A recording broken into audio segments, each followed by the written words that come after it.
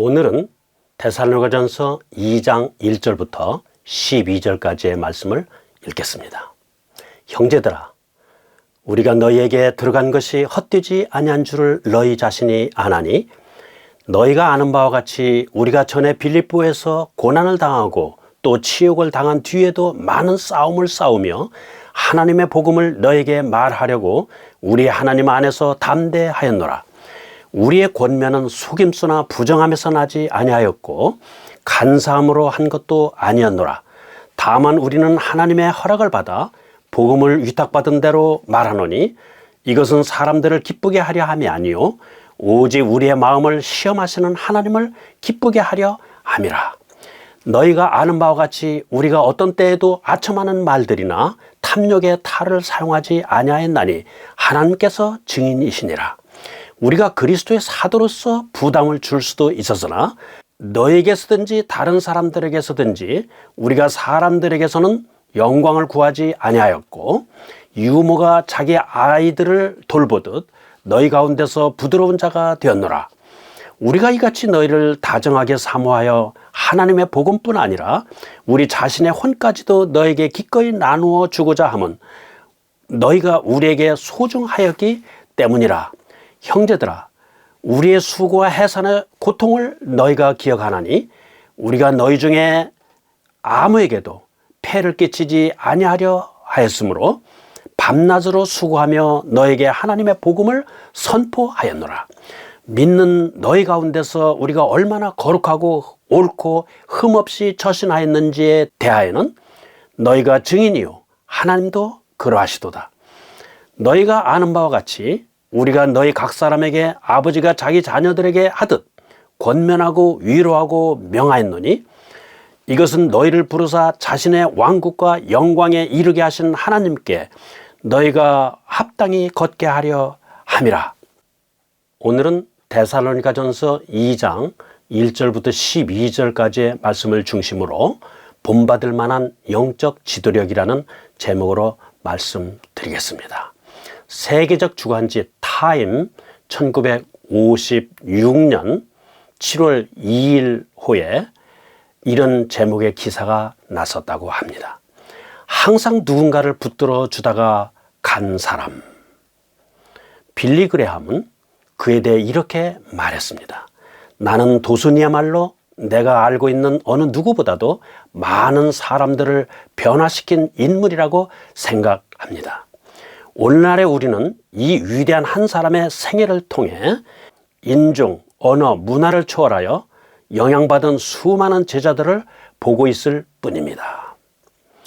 요즘 세상에는 성실한 마음과 유능한 재주를 겸비한 아주 강인하고도 어진 리더십이 부족하다고 합니다.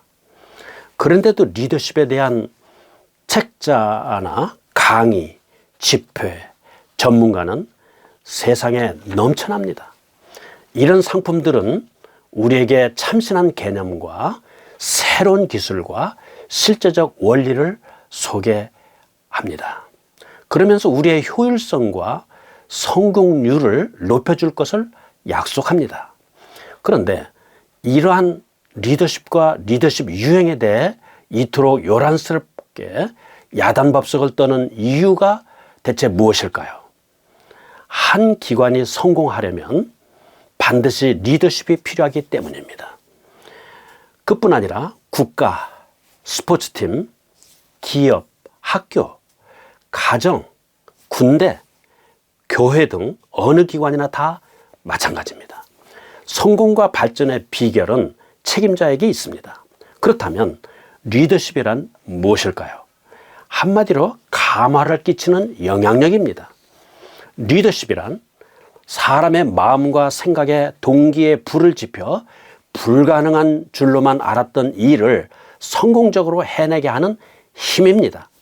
이를테면 패배하기 직전의 군대를 규합해서 승리를 쟁취하도록 한다든지, 겨우 과락을 면할 정도의 학급을 소생시켜 시험에서 최고점을 맞게 한다든지, 자멸할 위기에 처한 교회를 일신하여 새로운 사명감과 폭발적 성장으로 이끈다든지 그런 능력을 말합니다. 기업에서 훌륭한 지도자는 능히 사원들의 사기를 진작시켜 수익률을 높입니다. 가정에서 훌륭한 지도자는 강인한 성품을 유산으로 남깁니다. 이는 훌륭한 지도자가 하는 일들입니다. 하지만 지도자의 됨됨이를 묘사하거나 거기에 도달하는 법을 규명하기란 여간해서 쉽지가 않습니다. 성경에서 우리는 훌륭한 리더십들을 만날 수 있습니다. 오늘 우리가 만나볼 리더십은 흥미롭게도 다음과 같은 분입니다. 훌륭한 리더십을 위해서 필요한 것은 기질과 기술과 지능 이런 것들보다도 바로 관계라는 것입니다. 사도 바울은 데살로니가전서 2장 첫 12구절에서 바로 그 점을 강조하고 있습니다. 읽어보겠습니다. 우선 2장 1, 2절을 읽습니다. 형제들아, 우리가 너에게 들어간 것이 헛되지 아니한 줄을 너희 자신이 아나니 너희가 아는 바와 같이 우리가 전에 빌립보에서 고난을 당하고 또 치욕을 당한 뒤에도 많은 싸움을 싸우며 하나님의 복음을 너에게 말하려고 우리 하나님 안에서 담대하였노라. 우선 바울은 과거부터 언급합니다. 바울은 여러 기억들을 슬라이드 쇼처럼 보여주면서 그들의 현재에 영향을 미치는 과거의 일을 상기시킵니다. 다음과 같은 문구들은 과거에 대한 기념품 역할을 합니다. 그것은 과거에 집착하게 하려는 게 아니라 과거를 통해 의욕을 불러일으키기 위한 것입니다.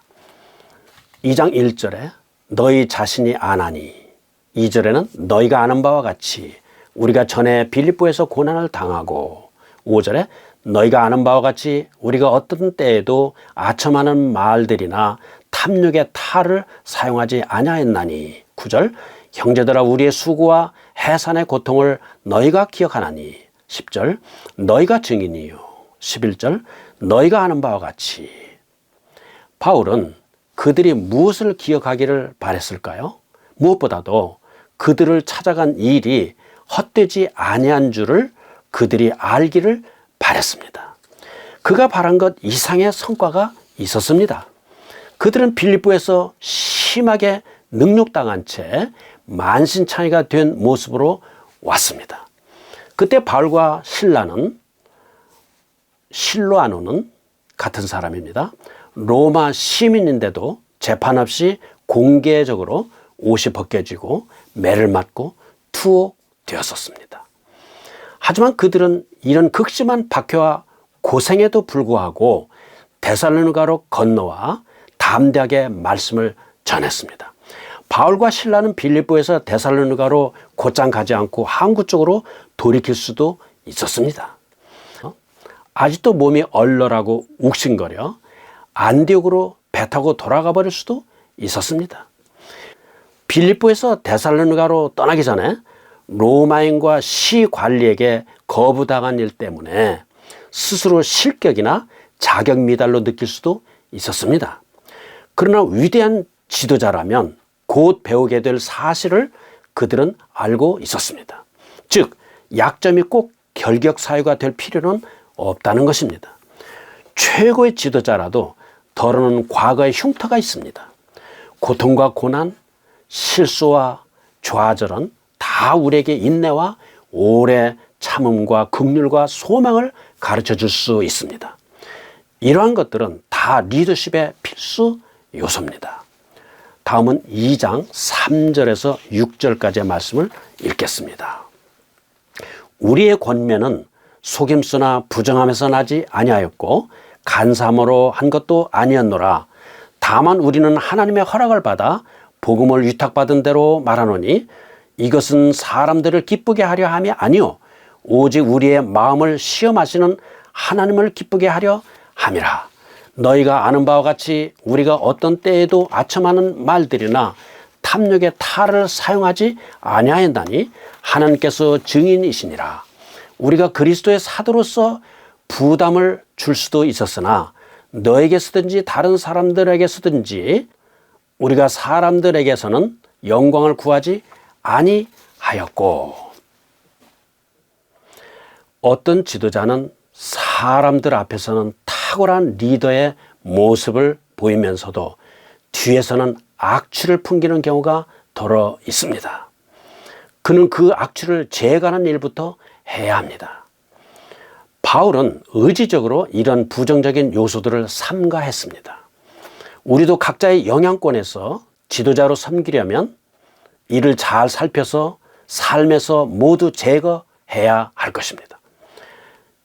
2장 3절을 보면 우리의 권면은 속임수에서 나지 아니하였고 라고 했습니다. 바울은 감언 이설이나 절반의 진실만을 늘어놓는 사기꾼이 아니었습니다. 그의 마음은 단순했고 생각은 순수했습니다. 바울은 꿍꿍이 속을 품거나 남을 조종하거나 일구이연을 할 줄 몰랐습니다. 2장 5절에 아첨하는 말들을 하지 아니하였다고 했습니다. 바울은 사람의 비위를 맞추지 않았습니다. 그렇다고 기회 있을 때마다 일부러 남의 기분을 상하게 했다는 말이 아닙니다. 진실하지 않은 아첨을 삼갔다는 뜻입니다. 그는 회심자 수를 높여 보고하려고 변칙을 쓰지 않았으며 거부당하지 않으려고 메시지를 부드럽게 하지도 않았습니다. 그는 말과 행위에 있어서 오직 하나님을 기쁘시게 하려는 일념뿐이었습니다. 갈라디아서 1장 10절에서도 내가 아직도 사람들을 기쁘게 한다면 결코 그리스도의 종이 아니니라 라고 말했습니다. 우리도 바울의 전략을 본받아야 합니다. 남이 어떻게 생각하든 하나님 앞에서 옳은 길을 가십시오. 또한 바울은 탐심이 없었습니다. 탐심의 탈을 사용하지 않았다고 그는 말했습니다. 탐심은 그저 더 가지려는 욕심이 아니라 끝없이 더 가지려는 욕심입니다.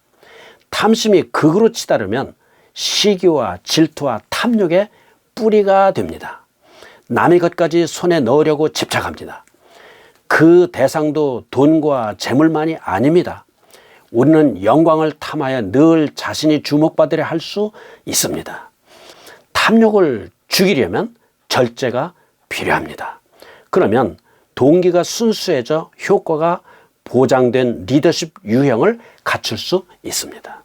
그리고 바울은 권위를 내세우지 않았습니다. 바울은 그리스도께서 직접 뽑으신 사도입니다. 그는 성령의 능력으로 놀라운 기적들을 행했습니다. 그는 여러 교회에서 권위를 인정받았습니다. 그만큼 최고의 대우를 받을 권리가 그에게 있었습니다. 그러나 그는 겸손히 데살로니가 사람들을 섬겼습니다. 사람의 영광을 구하거나 사도직을 권위로 쓰지 않았습니다. 직권 남용은 영적 지도자들에게 특히 솔깃한 유혹이 될 수 있습니다. 구성원들이 지도자를 떠받드는 경향이 있기 때문에 그렇습니다. 다른 사람들이 자기를 우러러볼 때 그것을 싫어할 사람이 누가 있겠습니까?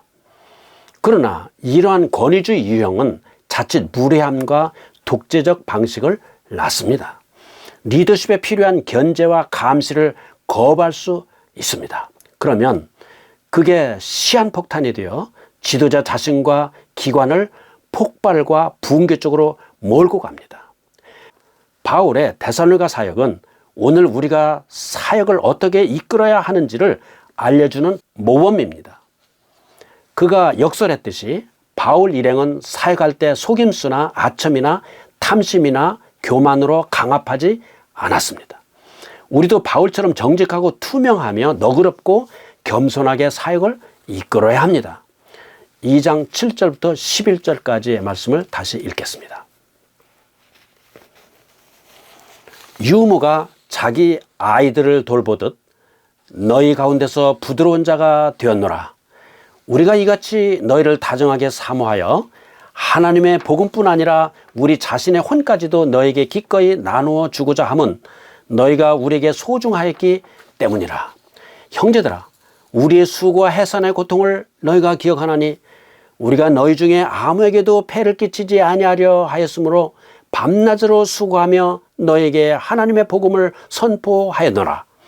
믿는 너희 가운데서 우리가 얼마나 거룩하고 옳고 흠없이 처신하였는지에 대하여는 너희가 증인이요 하나님도 그러하시도다. 너희가 아는 바와 같이 우리가 너희 각 사람에게 아버지가 자기 자녀들에게 하듯 권면하고 위로하고 명하였노니. 지금까지 바울은 부름받아 본이 되어야 할 사람들이 삼가야 할 몇 가지 부정적 특성을 경고했습니다. 이제 지도자가 갖추어야 할 긍정적 특성으로 넘어갑니다. 이런 특성은 하나님을 영화롭게 하고 맡겨진 사람들을 복되게 합니다. 2장 7절에 보면 바울은 필요에 민감했습니다. 바울 일행은 데살로니가 신자들에게 거칠거나 둔감하지 않았습니다. 오히려 유모처럼 유순했습니다. 어머니의 역할에 이기심이란 없습니다. 어머니는 늘 자녀에게 자신을 내어줍니다. 바울은 어린 신자들을 부드럽고 자상하게 품어주었습니다. 그들의 바램과 두려움을 이해하고 필요를 채워주었습니다. 그리고 2장 8절에 보면 바울은 사람들에게 애정이 깊었습니다. 신자들을 귀히 여기며 끈끈한 형제로 사랑하였습니다. 그들은 스스럼 없이 바울을 가까이 할 수 있었습니다. 그는 사람들을 사랑하고 영육간의 필요를 채워주는데 온 힘을 다했습니다. 또 바울은 저들에게 진정성을 보였습니다. 2장 8절에서 10절 사이를 보면 그것을 엿볼 수 있습니다. 바울은 복음을 전했을 뿐 아니라 복음을 실천했습니다. 새 신자는 물론 비신자들까지도 그의 진정성을 보고 마음이 끌렸습니다. 그는 자신이 전한 원리대로 살고자 애썼습니다. 행동과 메시지가 일치하는 지도자만이 영향을 끼치고 동기를 불러일으킬 수 있습니다. 그리고 2장 11절에 보면 바울은 신자들을 인정해 주었습니다. 부모나 코치라면 충분히 이해하겠지만 그는 자신의 권면과 위로로 그들을 열렬히 인정해 주었음을 상기시켰습니다. 축구 선수 아들을 응원하는 아빠처럼 바울 일행도 교회의 새 신자들을 응원했습니다. 그들에게 그런 격려가 얼마나 요긴했겠습니까? 비틀비틀 경기장을 빠져나와 주저앉아버린 그들을 자애로운 마음으로 인정해주고 독려해 주었습니다. 이게 바로 효과적인 리더십입니다. 팀이 좌절감과 패배감에 빠져 있을 때도 이런 코치는 열정을 다해서 팀이 목표를 향해 나아가도록 이끕니다. 이처럼 바울은 자신의 사역을 돌아보며 효과적으로 리더십을 발휘했는데 바로 필요에 민감한 마음과 사람들에 대한 애정, 삶의 진정성, 그리고 열렬한 인정이었습니다. 끝으로 2장 12절에서 바울은 리더십이 지향하는 궁극적인 목표가 무엇인지를 보여줍니다. 12절을 읽겠습니다. 이것은 너희를 부르사 자신의 왕국과 영광에 이르게 하신 하나님께 너희가 합당히 걷게 하려 함이라.